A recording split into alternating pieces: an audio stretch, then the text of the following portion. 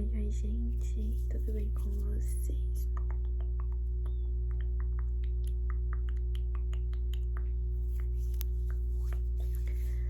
Hoje eu vim trazer a sugestão de um inscrito, que é uma leitura.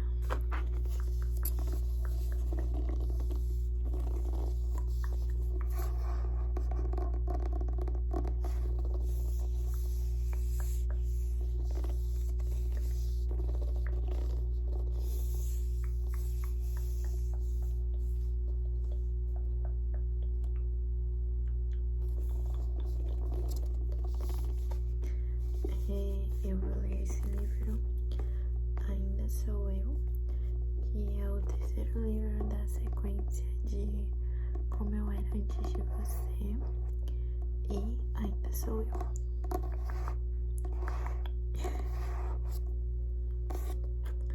Ainda sou eu, gente, é Como Eu Era Antes de Você, Depois de Você e Ainda Sou Eu.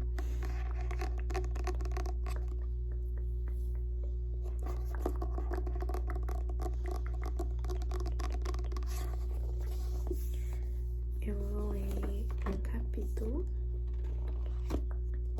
e eu posso fazer uma série de ler um capítulo por semana, não sei. Deixe sugestão de vídeo aqui nos comentários e vamos lá.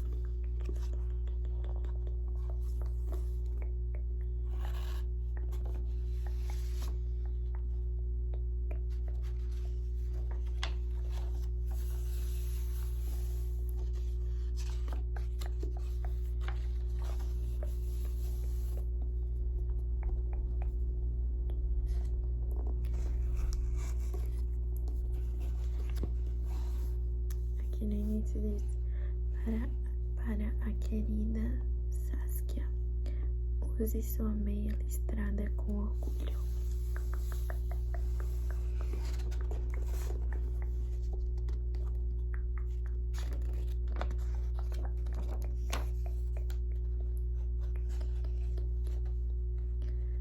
Aqui diz: sabe primeiro quem és e então te adorna de acordo.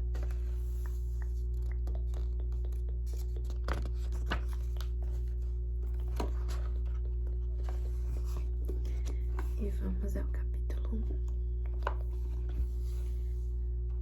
Foi o bigode que me lembrou de que eu não estava mais na Inglaterra. Uma centopeia sólida e cinzenta escondendo bem o lábio superior do homem, um bigode à la Village People de cowboy. Uma miniatura de vassoura que passava muita seriedade.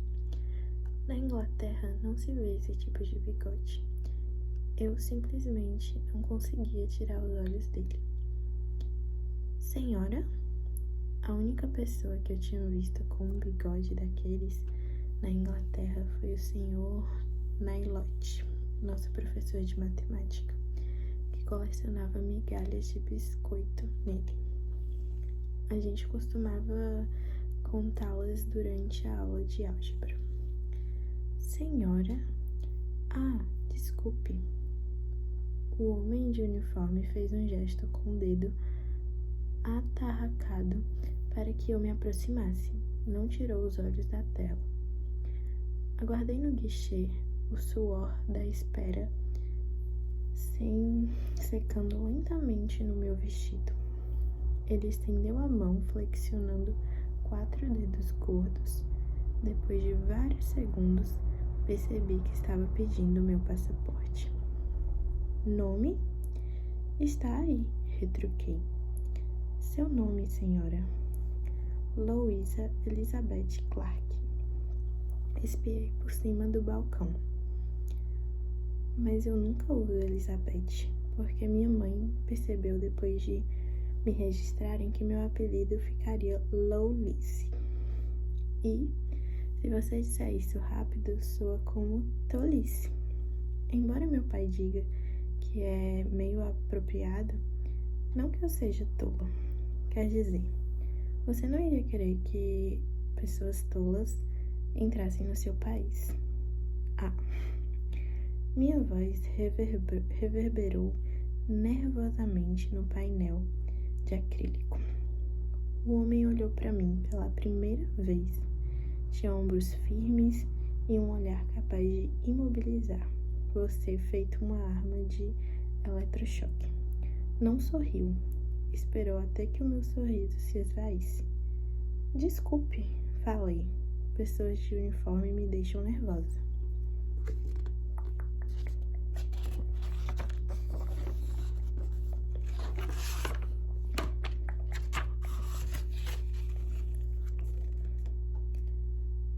Olhei para o saguão da imigração atrás de mim, para a fila que apresentava com tantas voltas que se tornara um mar agitado e inepetrável de pessoas. Acho que estou me sentindo meio estranha por ter passado tanto tempo na fila. Sinceramente, foi a fila mais demorada que já encarei. Já estava me perguntando se deveria começar a fazer a minha lista de compras de Natal. Coloque a mão no scanner. É sempre desse tamanho? O scanner? Ele franziu o senho. A fila. Mas ele não estava prestando atenção. Observava algo na tela. Coloquei os dedos no aparelho e então meu celular apitou. Mãe, já pousou? Uma mensagem da mãe dela perguntando se já pousou. Comecei a digitar uma resposta com a mão livre, mas ele se virou abruptamente para mim. Senhora, o uso de aparelhos celulares não é permitido nesta área. É só a minha mãe. Ela quer saber se cheguei. Discretamente mandei o emoji do polegar erguido enquanto escondia o telefone dele. Motivo da viagem? O que é isso? A resposta da minha mãe chegou na mesma hora. Ela tinha se adaptado incrivelmente bem ao universo das mensagens de texto e agora digitava mais depressa do que falava. Ou seja, fazia isso na velocidade da luz. Você sabe que meu celular não mostra as mensagenzinhas. É um SOS? Luísa, me diga que você está bem. Motivo da viagem, senhora? O bigode se remexeu com irritação e ele acrescentou lentamente. O que você veio fazer nos Estados Unidos? Tenho um emprego novo, que é... Vou trabalhar para uma família em Nova York, no Central Park. As sobrancelhas do homem talvez tenham brevemente se erguido 1 milímetro. Ele olhou o endereço no meu formulário, confirmando a informação. Que tipo de emprego? É um pouco complicado. Eu sou uma espécie de acompanhante remunerada. É assim, eu costumava trabalhar para um homem. Era a acompanhante dele, mas também dava remédios e comida para ele, além de levá-lo para passear. Aliás, não é tão estranho quanto parece. Ele não mexia as mãos, não era algo pervertido. Na verdade, acabou virando mais do que isso, porque é difícil não se aproximar de pessoas de quem você cuida. E o Will era maravilhoso. E a gente se apaixonou. Tarde demais, tive a sensação familiar dos olhos se enchendo de lágrima. Limpei-os rapidamente. Então, acho que vai ser mais ou menos igual, menos a parte de se apaixonar e de dar comida. O funcionário da imigração estava me encarando. Tentei sorrir. Na verdade, eu não costumo chorar quando falo de trabalho. Não sou uma tola de verdade, apesar do meu nome. Mas eu o amava, e ele me amava. Aí ele escolheu dar fim à própria vida. Então isso é meio que minha tentativa de recomeço. As lágrimas agora escorriam implacável e vergonhosamente dos cantos dos meus olhos. Não conseguia contê-las. Não conseguia conter nada. Desculpe. Deve ser o jet lag. São tipo 2 da manhã no horário normal, certo? Além disso, eu não falo mais sobre ele. Quer dizer, estou namorando. E meu namorado é ótimo. é paramédico e um gato. É como ganhar na loteria dos namorados, não é? Um paramédico gato. Vasculhei minha bolsa em busca de um lenço. Quando eu levantei a cabeça, o homem estava estendendo uma caixa para mim. Obrigada. Enfim, de qualquer forma, meu amigo Nathan, que é da Nova Zelândia, trabalha aqui e me ajudou a arranjar esse emprego. E não sei bem do que se trata ainda, além de cuidar da esposa de um homem rico que fica deprimida. Mas decidi que dessa vez vou fazer o que o Will queria que eu fizesse, porque antes eu não fiz direito. Acabei indo trabalhar em um aeroporto. Congelei na hora. Não, e haja algo de errado em trabalhar em um aeroporto. Com certeza, atuar na imigração é um trabalho muito importante. Muito importante. Mas eu tenho um plano, vou fazer algo novo a cada semana que passar aqui. E vou dizer sim. Dizer sim para coisas novas. O Will sempre dizia que eu me fecho para as novas experiências, então esse é meu plano. O funcionário se aproximou e examinou a minha papelada. A senhora não preencheu direito a parte do endereço. Preciso de um código postal. Ele empurrou o formulário na minha direção, olhei o número no papel que havia imprimido e o escrevi com dedos trêmulos. Olhei para minha esquerda, onde as pessoas da fila para o meu guichê estavam ficando impacientes.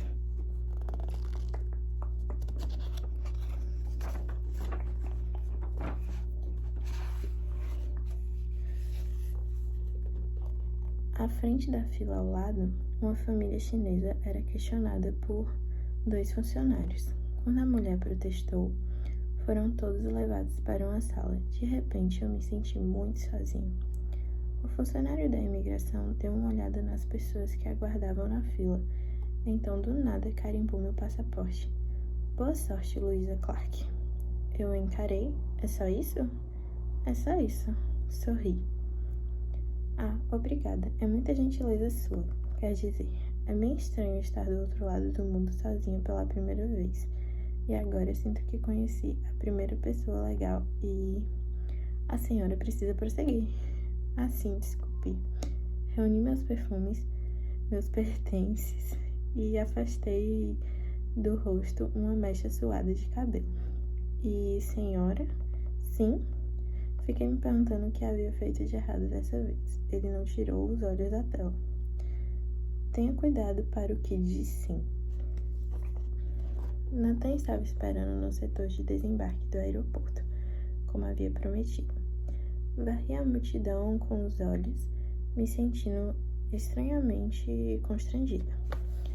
Certa de que ninguém viria, mas lá estava ele, com a mão imensa acenando acima dos corpos que se moviam ao seu redor. Ele ergueu o outro braço com um sorriso largo no rosto e abriu caminho até mim, me levantando do chão com um abraço apertadíssimo. Lou! Ao vê-lo, algo de dentro de mim se contraiu de forma inesperada, algo ligado ao Will. A perda e a emoção crua que vem de ficar sentado em um voo um pouco turbulento demais por 7 horas. E fiquei feliz por ele estar me abraçando com força, dando-me um instante para me recompor. Bem-vindo a Nova York, baixinha. Pelo visto, você não perdeu sua noção de estilo. Nathan me afastou de si, sorrindo. Ajeitei o vestido dos anos 70 com estampa de tigre. Achei que ele me deixaria parecida com Jack Kennedy nos anos Onassis. Isto é, se Jack Kennedy tivesse derramado no colo metade do café servido no avião. É tão bom ver você. Ele pegou as minhas malas de chumbo como se estivessem repletas de plumas. Vamos embora, vamos para casa. O Prius está no concerto, então o Sr. G me emprestou o carro dele. O trânsito está horrível, mas você vai chegar lá com classe. O carro do Sr. Golpinick era preto e lustroso, do tamanho de um ônibus, e as portas se fecharam com aquele tum enfático e discreto que indicava um preço de 6 dígitos. Nathan colocou a bagagem no porta-malas e eu me instalei no banco do passageiro com um suspiro.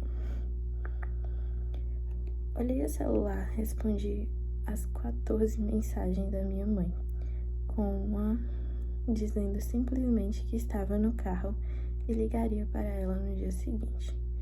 Depois respondi a de 100, na qual ele dizia que estava com saudades. Composei. Beijos.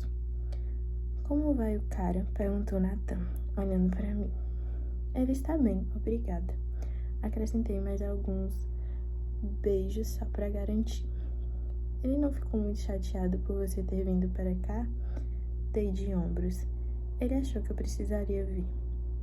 Todos nós achamos, você só demorou um pouco para encontrar seu caminho. Só isso. Guardei o celular, recostei-me no assento e olhei os nomes desconhecidos que surgiam ao longo da estrada.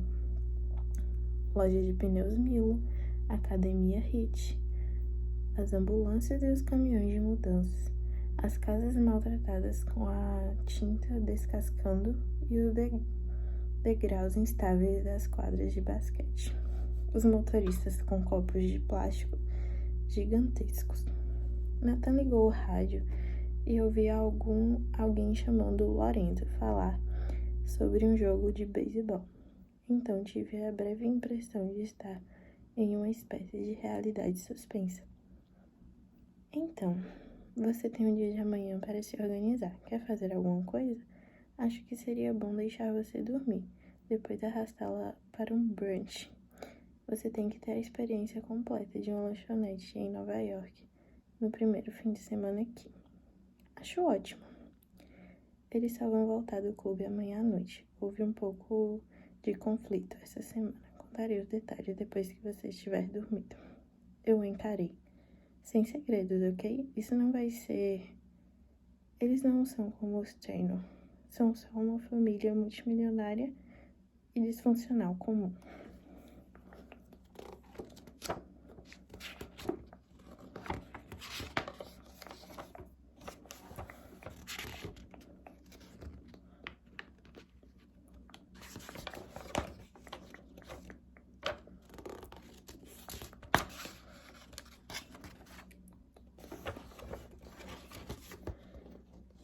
Ela é legal? É ótima. Ela dá trabalho, mas é ótima. Ele também. Ter o máximo de informações sobre o caráter de alguém que eu poderia arrancar do Nathan. Ele ficou em silêncio, não era muito de fofoca. E eu fiquei sentada no ar-condicionado do Mercedes GLS macio, lutando contra as ondas de sono que ameaçavam tomar conta de mim. Pensei em Sam, que àquela altura devia estar no 10º sono e vários quilômetros no vagão de trem. Pensei em Trina e Tom, acomodados no meu pequeno apartamento de Londres. Então a voz de Nathan interrompeu meus devaneios. Aí está. Ergui os olhos com determinação e lá estava do outro lado da Brooklyn Bridge, Manhattan, brilhando feito 1 milhão de cacos de luz. Estonteante, atraente, impossivelmente compactada e linda. Uma visão tão familiar por causa de televisão e dos filmes que meio que não conseguia assimilar que via a versão real. Eu me endireitei no assento, abismada, enquanto nos aproximávamos dela, a metrópole mais famosa do planeta. Essa vista nunca cansa, não é? É um pouco mais grandiosa do que Stortford.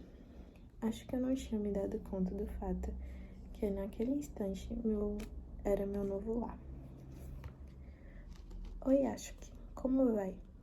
Nathan arrastou minhas malas pelo saguão de mármore enquanto eu analisava os azulejos pretos e brancos, os corrimões de bronze, tentando não tropeçar com os passos ecoando no espaço cavernoso. Parecia a entrada de um grandioso hotel, um tantinho antiquado.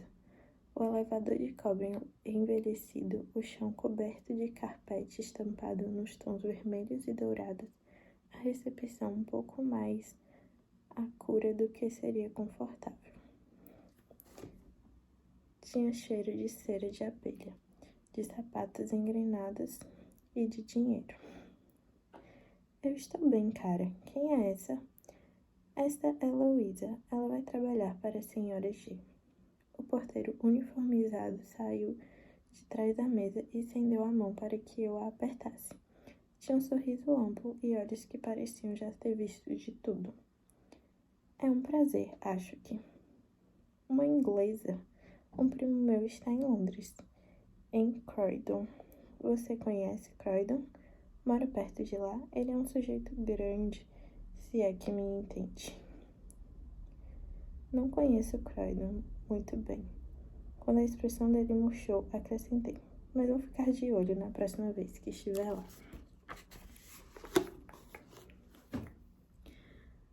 Bem-vinda ao Louvre. Louisa, se precisar de algo ou quiser saber alguma coisa, é só me falar. Estou aqui há 24 horas por dia, todos os dias. Ele não está brincando, observou Nathan. Às vezes acho que ele dorme embaixo dessa mesa. Acho que indicou o elevador de serviço às portas de um cinza fosco, localizando perto dos fundos do saguão. 3 filhos com menos de 5 anos, cara, disse ele. Acredite em mim, ficar aqui é o que me mantém são. Já não posso dizer o mesmo sobre minha mulher. Ele sorriu. Sério, senhorita Louisa, qualquer coisa que precisar, estou a seu dispor. Ele está falando de drogas, prostitutas, bordéis? Sussurrei para Nathan, quando as portas do elevador de serviço se fecharam à nossa frente. Não, está falando de ingressos para o teatro, mesas em restaurantes, os melhores lugares para mandar lavar as suas roupas a seco. Estamos na 5ª Avenida. Meu Deus, o que você achou? O que você andou fazendo em Londres? A residência dos Gopink ocupava 650 metros quadrados, no 2º e 3º andares de um prédio gótico de tijolos vermelhos, um raro duplex naquela arca de Nova York, resultado do empenho das gerações ricas da família Gopink.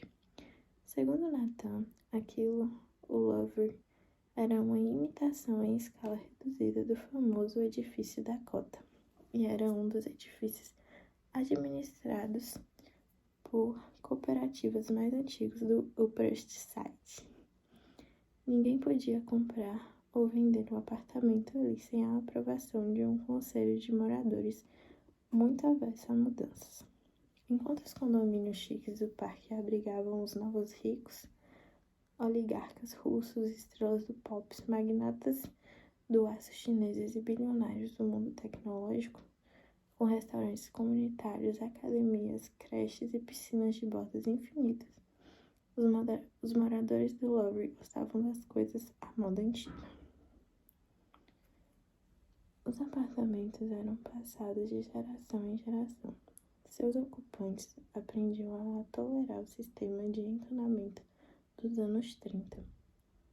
Travavam batalhas demoradas e labirínticas em busca de permissão para alterar qualquer coisa maior do que um interruptor e olhavam para o outro lado educadamente enquanto a cidade mudava em torno deles.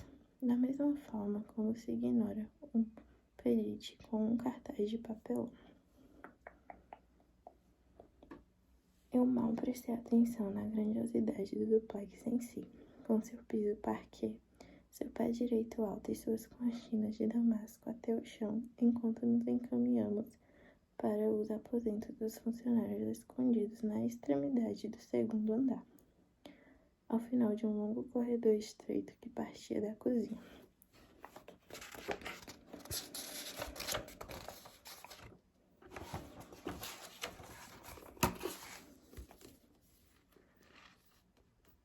Uma anomalia de uma época longínqua. Os edifícios mais novos ou reformados não dispunham de aposentos para funcionários. Empregados domésticos e babás saíam do Queens ou de Nova Jersey no trem da madrugada e voltavam para casa após o anoitecer. Mas a família Goping tinha aqueles quartos minúsculos desde que o prédio fora construído. Não podiam ser modificados nem vendidos, porém estavam ligados à residência principal e eram colocados como dispensas. Não era difícil entender por que podiam ser consideradas dispensas com tanta naturalidade. Pronto, Nathan abriu uma porta e largou as minhas malas. Meu quarto tinha uns 13 metros quadrados. Possuía uma cama de casal, uma televisão, uma cômoda e um armário. No canto havia uma pequena poltrona com um forro bege, o assento murcho como prova de exaustos ocupantes anteriores. Uma janelinha dava para o sul, acho, ou o norte, ou o leste. Era difícil saber, já que era um cômodo, ficava a 2 metros de distância da parte traseira de um edifício de tijolos tão alto que só era possível ver o céu pressionando o rosto contra o vidro e virando o pescoço. Havia uma cozinha comunitária ali perto, no corredor, a ser compartilhado entre Nathan, eu e a empregada doméstica, cujo quarto ficava bem à frente do meu. Na cama havia uma pilha perfeita de camisas polos, verdes escuras e o que pareciam ser calças pretas com um brilho barato de teflon. Não avisaram sobre o uniforme? Peguei uma das camisas polo. São só uma camisa e uma calça. Os Gopings acham que uniformes facilitam as coisas. Assim cada um sabe qual é o seu lugar. Se você quer ficar igual a um jogador de golfe profissional. Espiei o pequeno banheiro anexo ao quarto, o piso de azulejos de mármore marrom, cravejados de calcário, dispunha de privada, uma pia pequena que parecia remontar os anos 40 e chuveiro. No canto, um sabão embalado e uma lata de inseticida. Na verdade, é bem generoso pelos padrões de Manhattan, explicou Nathan. Sei que parece um pouco caído, mas a senhora G disse que podemos dar uma demão de tinta, mais alguns abajures e uma passada na loja Cratch & Barrel e vai. Eu adorei. Virei para ele e disse que um tremor súbito na voz. Estou em Nova York, Nathan. Estou aqui de verdade. Ele segurou meu ombro. Está mesmo. Consegui ficar acordado por tempo suficiente para desfazer as malas, comprar comida com Nathan, zapear por alguns dos 859 canais da minha televisãozinha. A grande maioria das pessoas parecia passar uma sequência ininterrupta de jogos de futebol americano, comerciais sobre problemas digestivos ou séries mal iluminadas sobre crimes das quais eu nunca tinha ouvido falar. Então, apaguei. Acordei com um susto às 4h45. Por alguns minutos atordoantes, fiquei confusa com o ruído distante de uma sirene desconhecida, o gemido grave de um caminhão dando ré. Então acendi a luz e me lembrei de onde estava e senti uma onda de empolgação. Peguei o laptop na bolsa e digitei uma mensagem para Sam. Está aí? Beijos. Esperei, mas não tive resposta. Ele tinha dito que estaria trabalhando e estava atordoado demais para calcular a diferença de fuso horário. Deixei o laptop de lado e tentei voltar a dormir. Trina dizia que quando eu não dormia bastante, ficava parecendo um cavalo triste. No entanto, os ruídos estranhos da cidade eram como um canto de sereia. E às 6 da manhã levantei da cama e tomei banho, tentando ignorar a ferrugem na água barulhenta que explodia da ducha. Eu coloquei uma roupa, um vestido jeans, salopete e uma blusa azul turquesa vintage, de manga curta com uma foto da Estátua da Liberdade, e saí em busca de café. Avancei pelo corredor, tentando lembrar onde ficava a cozinha dos funcionários que Nathan mostrara na noite anterior. Abriu uma porta e uma mulher se virou, me encarando. Era atarracada de meia-idade, com o cabelo arrumado em perfeitas ondas escuras, feito uma estrela de cinema dos anos 30. Os olhos eram lindos e escuros, porém a boca era caída nos cantos, como se estivesse em permanente desaprovação. Bom dia, ela continuou me encarando. Eu sou a Luísa, a nova funcionária, a assistente da senhora Golpig. Ela não é a senhora Golpig. A mulher deixou que a declaração pairasse no ar. Você deve ser... Vasculhei meu cérebro cansado, mas nenhum nome veio à tona. Vamos lá, implorei a mim mesma. Sinto muito, meu cérebro está que nem mingau essa manhã. O jet lag. Meu nome é Hilária. Hilária, claro, é isso, desculpe. Estendi a mão, ela não a apertou. Sei quem é você.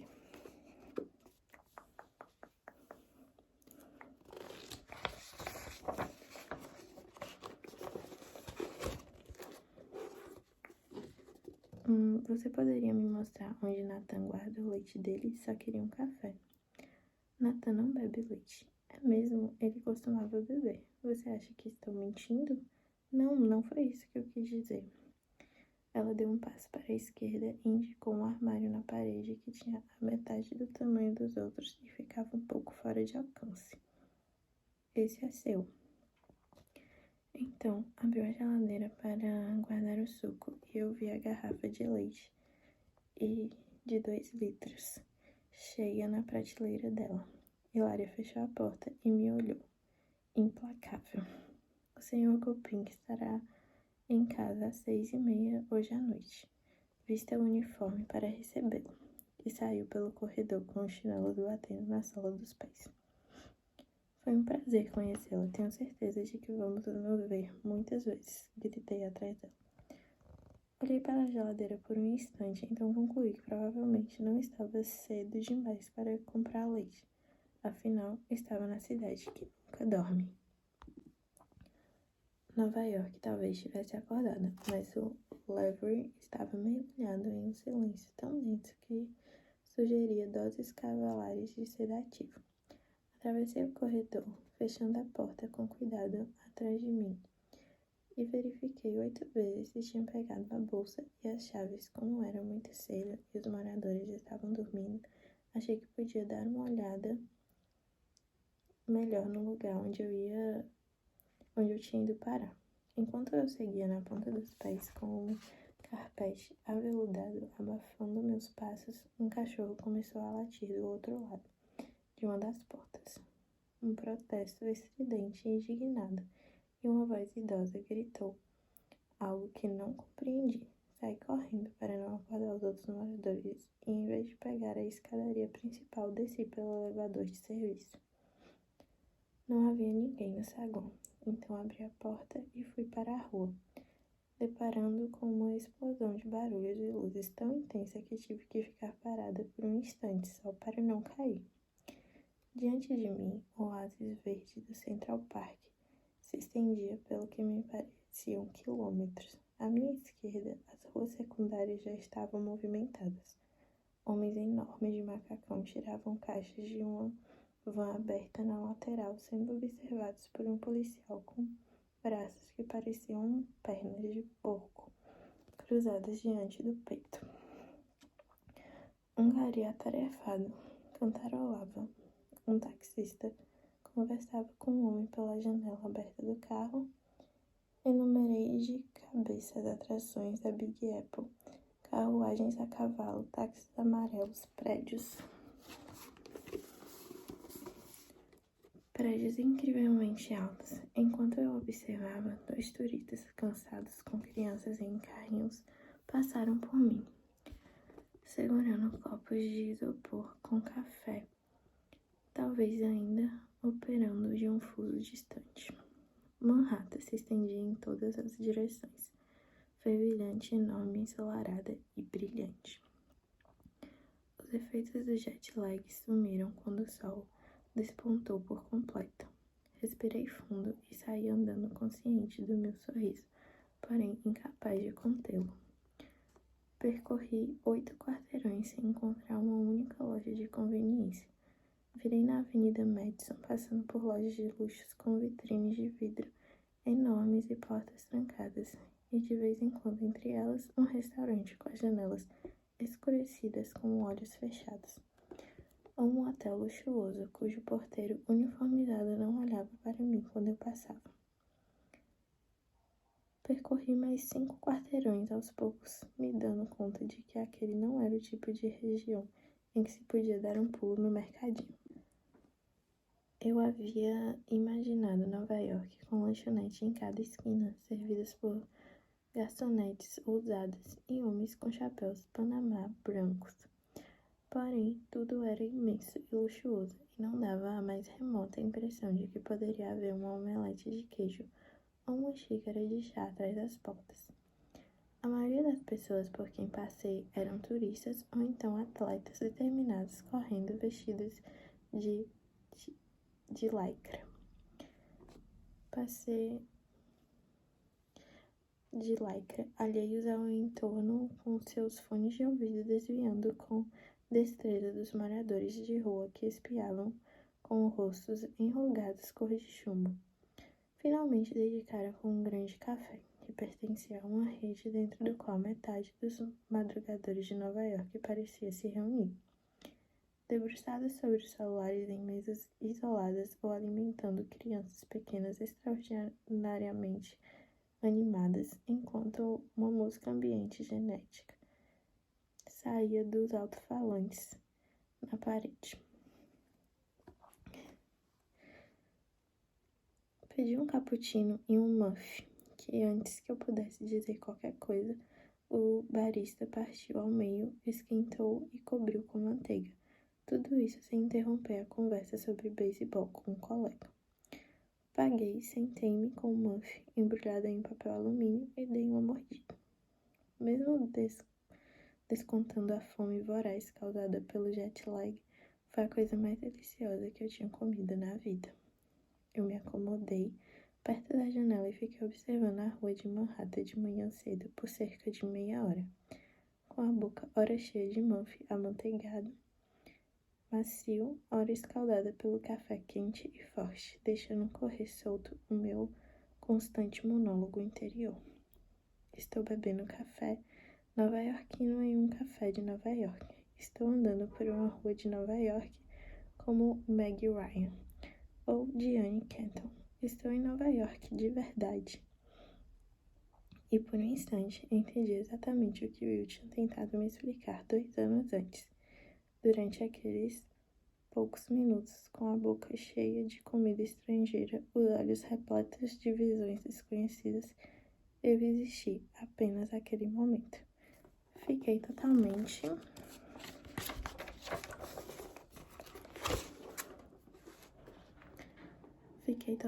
presente, com os sentidos em alerta. Todo o meu ser receptivo às novas experiências ao meu redor. Eu estava no único lugar do mundo onde eu poderia estar. Então, do nada, 2 mulheres na mesa do lado começaram a trocar socos, lançando café e pedaços de doces por cima das mesas, e os baristas correram para apartar a briga. Tirei as migalhas do meu vestido, fechei a bolsa e concluí que talvez já fosse hora de voltar para os Lavery. Então, gente, esse foi o capítulo 1.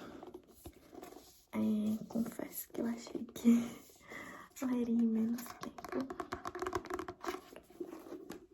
É um pouco cansativo ficar lendo, confesso. Minha respiração. Acho que eu tenho que aprender a respirar e ler gravando vídeo. Mas espero que tenha dado pra relaxar um pouquinho. E vou ver se eu continuo com essa saga de leitura, passando o capítulo 2, 3 e assim por diante. É isso, gente. Beijinho.